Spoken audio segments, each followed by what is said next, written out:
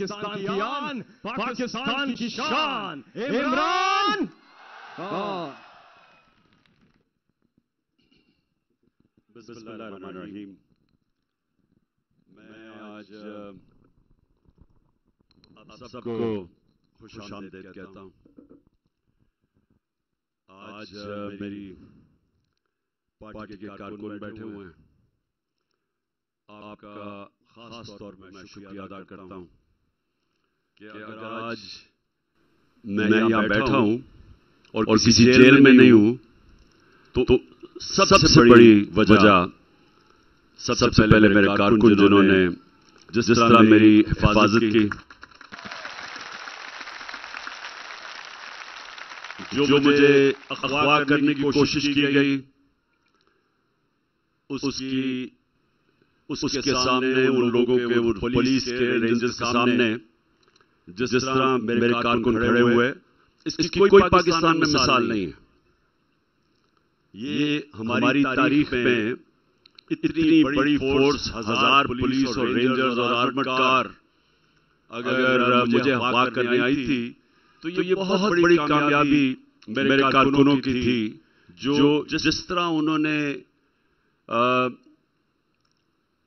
دفاع کیا میرا، جس طرح انہوں نے مقابلہ کیا وہ لوگوں کا جو غیر قانونی چیز کرنے آ رہے تھے۔ میں یہ واضح کر دوں کہ یہ قانون کے خلاف آ رہے تھے۔ قانون میں اجازت ہی نہیں کہ ایک عدالت میں پیش ہونے کے لیے، اور ایک آدمی کہہ رہا ہے کہ میں پیش ہو رہا ہوں اور ایشورٹی بانڈ دے رہا ہے، قانون اجازت نہیں دیتا اس کو اریسٹ کرنے کی۔ اغوا کرنے آ رہے تھے، اور اس لیے یہ میں پھر سے اپنے کارکنوں کو خراج تحسین بھی پیش کرتا ہوں اور آپ کا شکریہ ادا بھی کرتا ہوں کہ جس طرح آپ نے مقابلہ کیا، اس کی کوئی مثال نہیں ہے۔ جس طرح میں نے کہا، میں نے پاکستان میں ہمیشہ یہ پولیٹیکل موومنٹس دیکھی ہیں، لیکن اس کی کوئی مثال نہیں ہے۔ اس کے بعد میں اپنے زمان پاک کے رشتہ داروں کا خاص طور پہ شکریہ ادا بھی کرتا ہوں اور ان کو خراج تحسین بھی پیش کرتا ہوں۔ میرے جو پختونخوا سے میرے جتنے کارکن آئے ہوئے تھے، جس طرح انہوں نے میرے پاس آ کے زمان پاک کے میرے رشتہ داروں کی تعریف کی، کہ جس طرح انہوں نے مشکل وقت میں گھر کھولے اور پانی دیا لوگوں کو جب وہ ٹیئر گیسنگ ہو رہی تھی، تو جس طرح انہوں نے خوف کے بغیر مدد کی، وہ لوگ جو کہ تقریباً 24 گھنٹے جنہوں نے مقابلہ کیا، جو پولیس نے 3 طرف سے حملہ کیا ہوا تھا اور رینجرز نے۔ تو میں آج زمان پاک کے اپنے رشتہ داروں کو کہنا چاہتا ہوں کہ آپ نے پہلے تو میں نہیں سمجھتا تھا کہ میرے زمان پاک کے رشتہ داروں میں اتنا ریولوشنری اسپرٹ ہے، تو مجھے تو پہلے سب سے یہ خوش ہوئی کہ زمان پاک بھی آج انقلابی بن چکا ہے، کیونکہ جس زمان پاک میں میں بڑا ہو رہا تھا تو زیادہ سے زیادہ لوگ سو کے آرام سے زندگی گزارا کرتے تھے۔ پاکستان میں موومنٹس آتی تھی، جاتی تھی، زمان پاک کے اوپر سے نکل جاتی تھی۔ ہمیں وہ زمان پاک نہیں کہتے تھے، ہمیں جوراسک پاک کہتے تھے، کہ پرانے زمانے کی وہ سوچ میں پڑے ہوئے تھے۔ تو یہ جو آج جس طرح کی زمان پاک نے مل کے ریزسٹنس کی، اور ایک ڈیفائننگ مومنٹس ہیں پاکستان میں صرف آپ کو یہ بتا دوں کہ ملک ایک ایسے موڑ پہ کھڑا ہے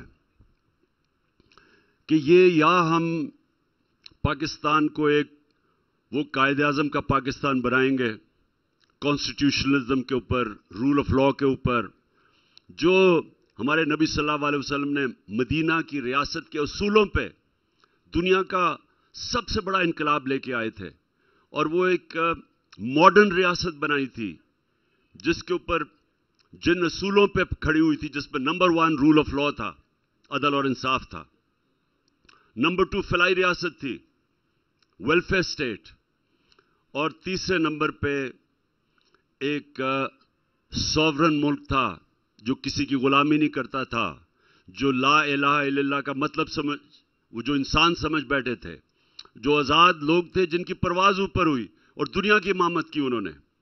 تو یہ ملک ان اصولوں پہ کھڑا ہونا تھا.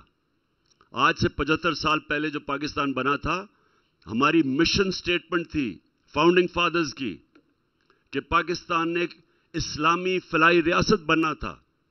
سب کچھ بنا سوائے اسلامی فلاحی ریاست بننے کے, بلکہ ایک چھوٹے سے طبقے نے ملک کی ریسورسز کے اوپر قبضہ کر لیا, قانون کے اپنے آپ کو اوپر رکھ دیا.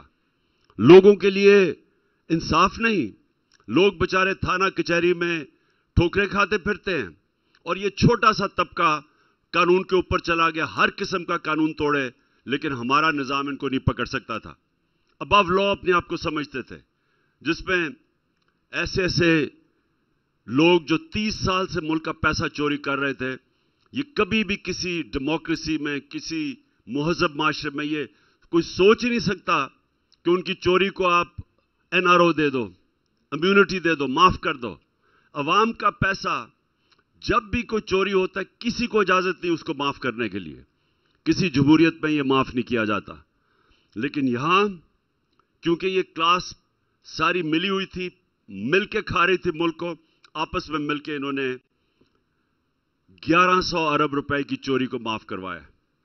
یہ ہوتا ہے جب ہمارے نبی صلی اللہ علیہ وسلم نے, یہ یاد رکھیں جو حدیث ہے ان کی, وہ بالکل آج پاکستان کے اوپر فٹ ہوتی ہے.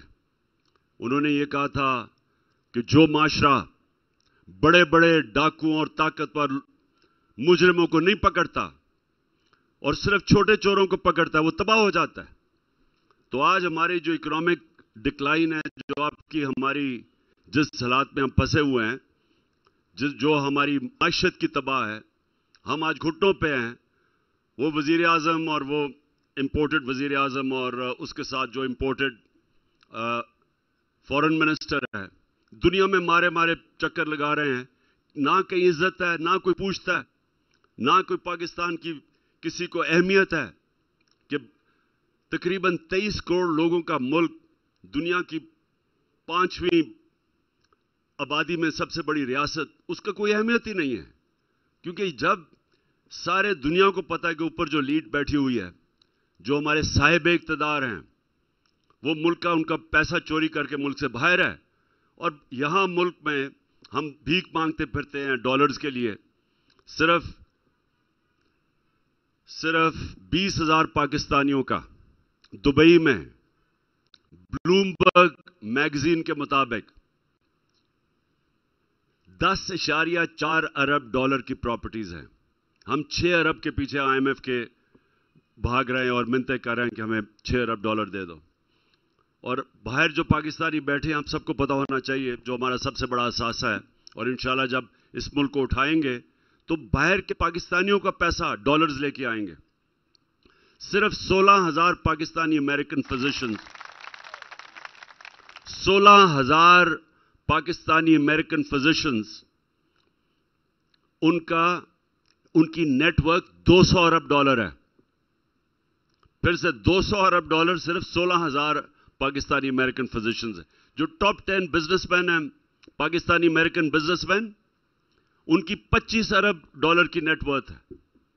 تو میں صرف آپ کو اندازہ لگا رہا ہوں کہ ہمارے ملک میں کس طرح کے امیر پاکستانی ہیں لیکن ملک غریب ہے, کیونکہ ہم وہ نظام ہی نہیں بنا سکے کہ باہر سے جو پیسہ انویسٹمنٹ آ سکے اس ملک میں, کیونکہ یہاں ایک جنگل کا قانون ہے. اب جو علی امین سے کیا انہوں نے, اس کے اوپر کبھی ایک کیس سے بیل ملتی ہے, پھر دوسرے کیس میں, پھر سارے ملک کے چکر لگا رہے ہیں, اور پھر اس کو جیل کے اندر انہوں نے ذلیل کرنے کی کوشش کی ہے, اور صرف اس لیے چکر لگا رہے ہیں کہ وہ چاہتے تھے کہ عید وہ جیل میں گزارے. یہ صرف جنگل کے قانون میں ہوتا ہے. یہ کسی مہذب معاشرے میں ایسی چیزیں نہیں ہوتی, کیونکہ طاقتور حلقے یہاں بیٹھے ہوئے ہیں جو جس کو مرضی چاہیں جو مرضی کر دیں, ان کو کوئی پوچھنے والا نہیں ہے, قانون کے اوپر ہے. رات ویگو رکتی ہے کسی گھر میں, لوگوں کو اٹھا کے, سوشل میڈیا کے لوگوں کو اٹھا کے لے جاتے ہیں. اظہر ماشوانی کو اٹھا کے لے گئے, 8 دن کے بعد پتا چلا وہ کدھر ہے. شاہد حسین جو میرے یہاں ہمارا سرویلنس کی برطانیہ سے برٹش نیشنل پاکستان آیا مدد کرنے کے لیے، اس کو اٹھا کے لے گئے، میرے خنسامے کو اٹھا کے لے گئے، جو وہ کام کرتا تھا میرے بنی گالا کے گھر میں اس کو اٹھا کے لے گئے، میرا جو سیکیورٹی ایکسپرٹ ہے جس نے ہمارا سارا سیکیورٹی کرتا ہے، افتخار گمن، وہ ابھی تک اس کو اٹھایا ہوا ہے۔ تو یہ کسی بھی مہذب معاشرے میں یہ چیزیں نہیں ہوتی، یہ بنانا ریپبلکس میں ہوتی ہیں۔ اور جس ملک میں یہ ہو رہا ہو، کیسے باہر سے پیسہ اس ملک میں آ سکتا ہے؟ سوچیں کہ اگر سپریم کورٹ کا فیصلہ گورنمنٹ نہیں مانتی تو کون سا انویسٹر آئے گا پاکستان میں پیسے لگانے کے لیے؟